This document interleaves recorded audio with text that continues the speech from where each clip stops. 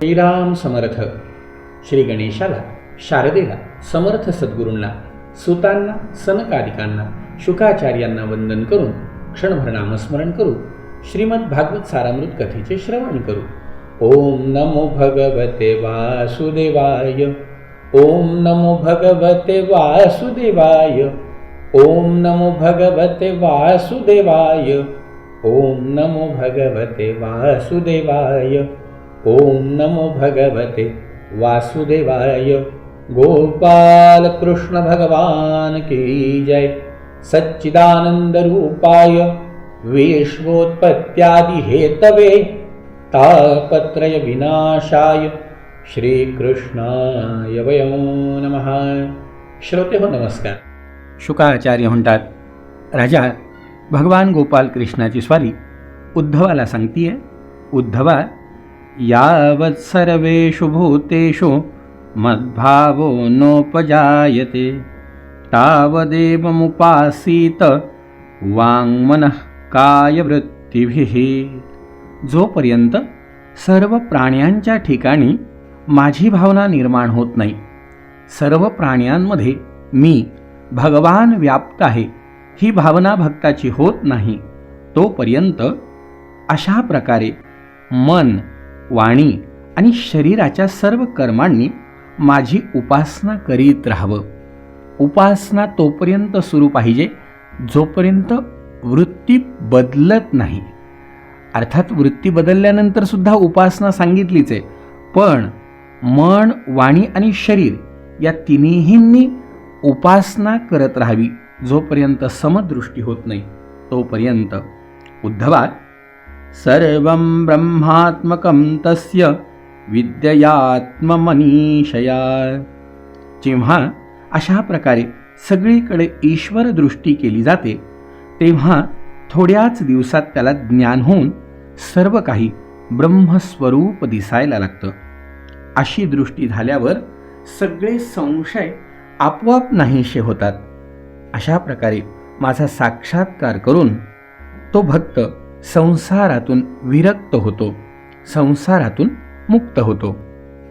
अयं हि सर्वकल्पानां सद्धीचेनो मतो मम मद्भाव सर्वभूतेषु मनोवाक्यवृत्तिभिः.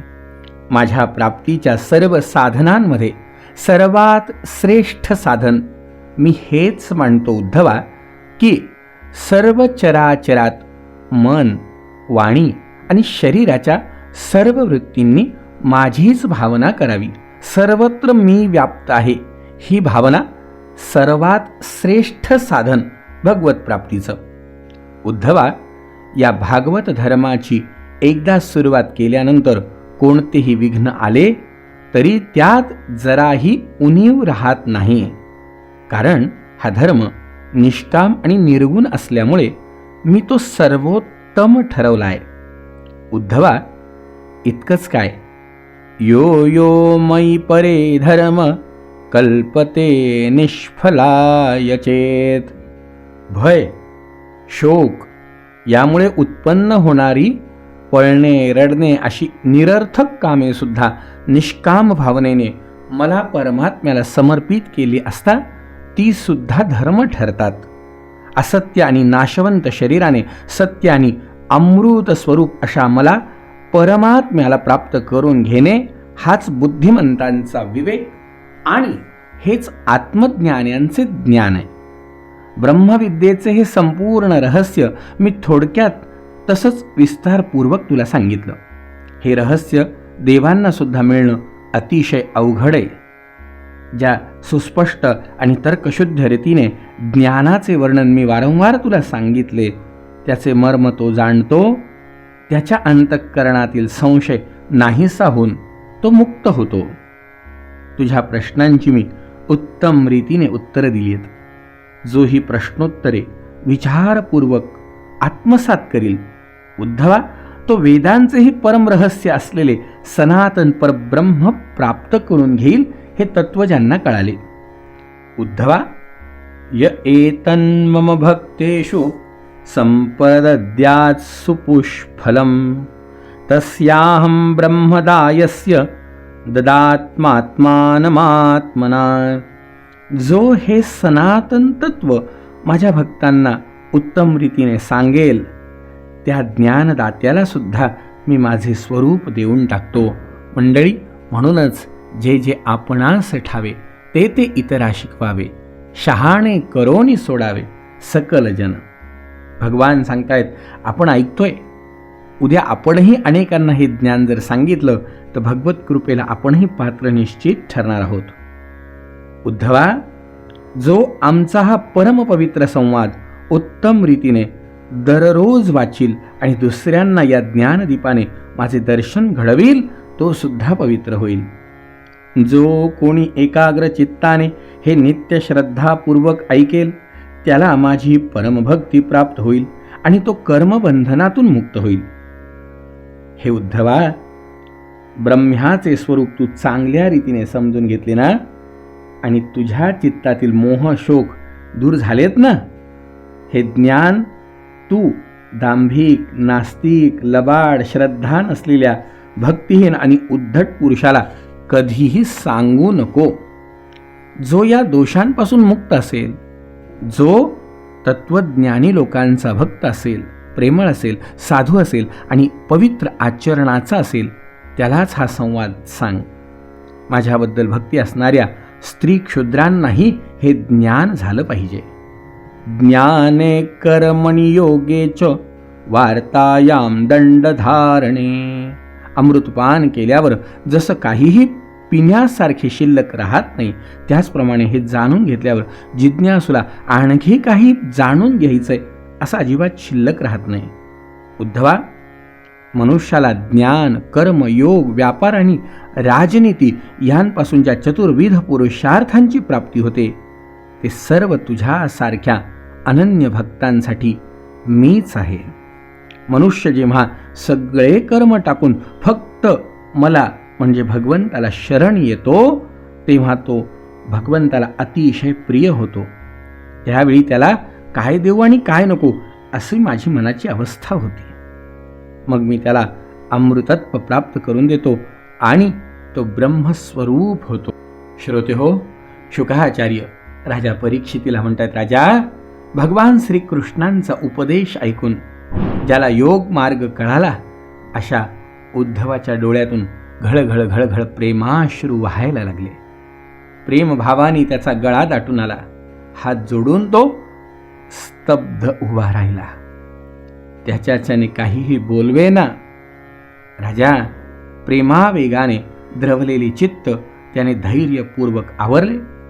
स्वतःला अत्यंत भाग्यवान मानित त्यांनी यदुश्रेष्ठ भगवान गोपाल कृष्णांच्या चरणावर मस्तक ठेवून त्यांना प्रणाम केला आणि हात जोडून तो म्हणायला लागला, विद्रावितो मोह महांधकारो य आश्रितो मे तव सन्निधानात् विभावसो किन्नु समीपगस्य शीतन्तमोभिः प्रभवन्त्यजाद्य.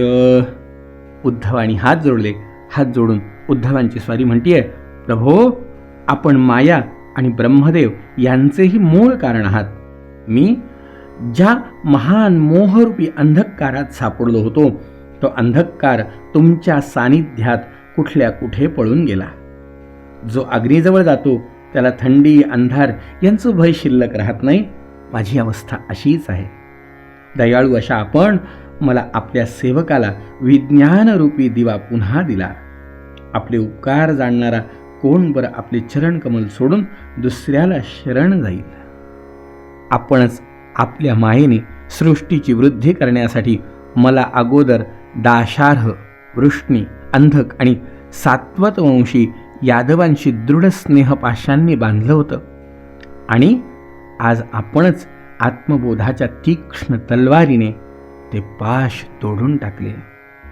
हे महायोगेश्वरा, नमोस्तु ते महायोगिन प्रपन्न मनुषाधिमाम यथा त्वच्चरणांभोजे रतिस्यादनपायिनी. आपणा साष्टांग नमस्कार करतो. आता आपण शरण आलेल्या माझ्यावर अशी कृपा करा की ज्या योगे आपल्या चरणकमलांवर माझी अनन्य भक्ती कायम राहील.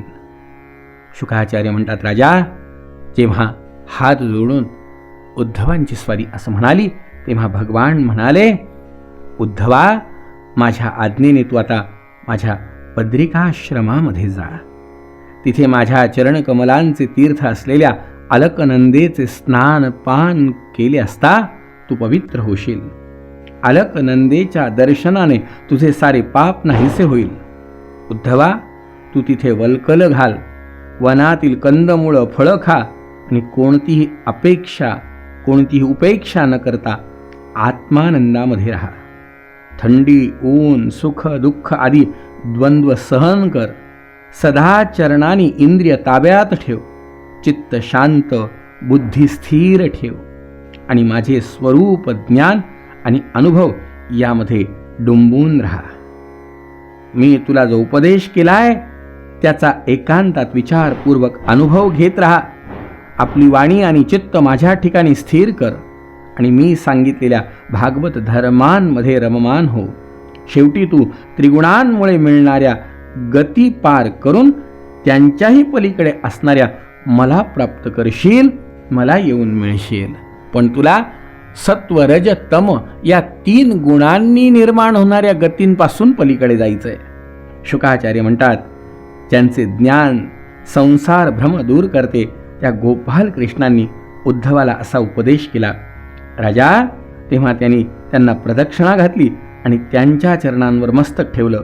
भगवंताच्या उपदेशाने त्याचे सुख दुःखादी द्वंद्व नाहीसे झाले. असे असूनही तिथून जातेवेळी त्याचे हृदय प्रेमाने भरून आले. त्यामुळे आसवांनी डबडबलेल्या डोळ्यातून वाहणाऱ्या अश्रुधारांनी त्याने भगवंताचे चरणकमल भिजवून टाकले. ज्यांच्यावरील प्रेम सोडणे अत्यंत कठीण अशा भगवंतांना सुद्धा सोडून जाण्याचा कल्पनेने व्याकुळ झालेल्या उद्धवाला भगवंताला सोडवेना. तरीही त्यांच्या आज्ञेमुळे त्याला अंतःकरण जड करून जावं लागलं. जाताना त्यांनी भगवंताच्या चरण पादुका आपल्या मस्तकावर धारण केल्या आणि त्यांना वारंवार प्रणाम करीत तो तिथून निघून गेला.